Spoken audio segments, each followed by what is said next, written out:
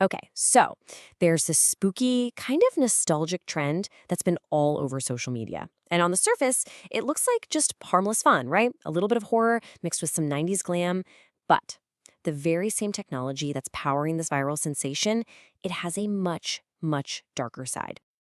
I'm willing to bet you've scrolled right past it on TikTok or Instagram. You know the one, the grainy Y2K style photo, the girl on the phone, and yep, that familiar masked figure just lurking in the doorway. It's instantly recognizable. But how are people even making these? And what on earth does it have to do with the future of reality itself? So it's called the AI Ghostface Trend. Basically, people are using AI image generators like Google Gemini to create these incredibly specific scenes. They're dropping a stylized version of themselves into a 90s bedroom. And then for that spooky touch, they're adding the iconic villain from the movie Scream right into the background. Now, what's really fascinating here is why it got so popular. It just hits this perfect cultural sweet spot. You've got this potent nostalgia for the late 90s and early 2000s, the pink satin, the butterfly clips, the old corded phones, and you're blending it with the cutting edge novelty of artificial intelligence that, frankly, anyone can use. It's the perfect storm of retro cool and futuristic tech. And this just shows you how specific people can get. This is an actual prompt someone used to create one of these images.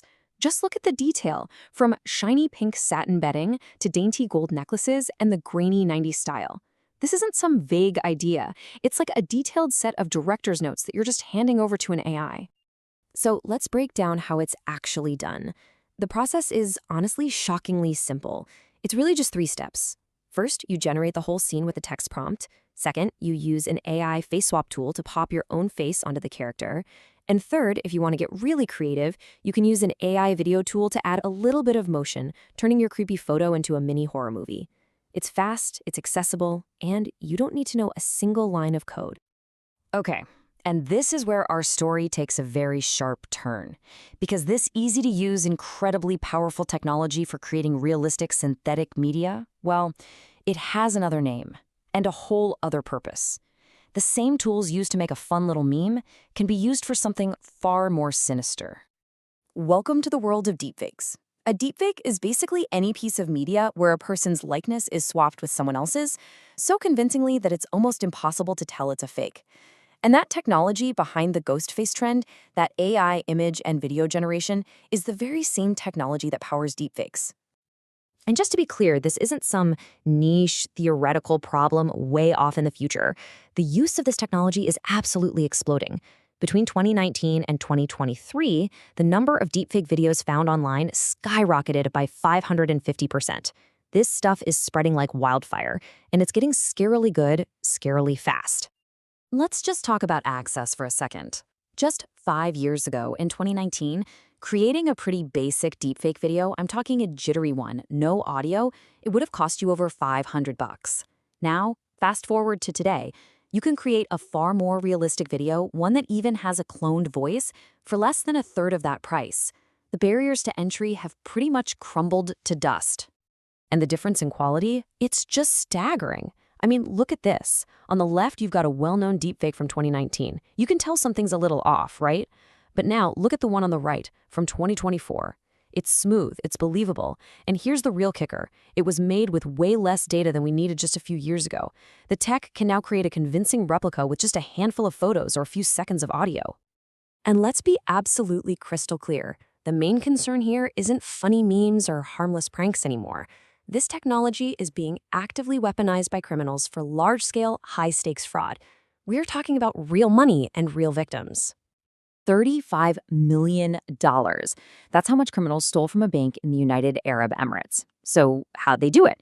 They use deep fake voice cloning technology to perfectly imitate a company director's voice over the phone to authorize massive fraudulent money transfers. That's not a movie plot. That actually happened. That's the power of this technology in the wrong hands. So this is really the core of it, the two sides of the same coin. On one side, you've got the playful horror of the Ghostface trend, a creative, fun use of AI. But on the other side, you have that exact same toolbox being used for real-world fraud, for political misinformation, and for creating truly harmful, non-consensual content. The tool itself is the same. It's the intent that changes everything.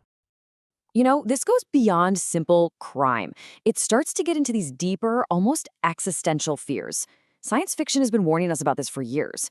We're now actually facing the prospect of identity erosion, where your own likeness is no longer really yours. An unreliable reality, where you can't always trust what you see or hear. And this kind of data dread, a constant, low-level anxiety about how your digital self is being used without you knowing. This quote from an analysis on AI horror just puts it perfectly. Faces and voices become portable assets. Think about that for a second. Your face and your voice are no longer intrinsically tied to you. In the digital world, they can be copied, altered, and used like assets, completely separate from your body or your consent.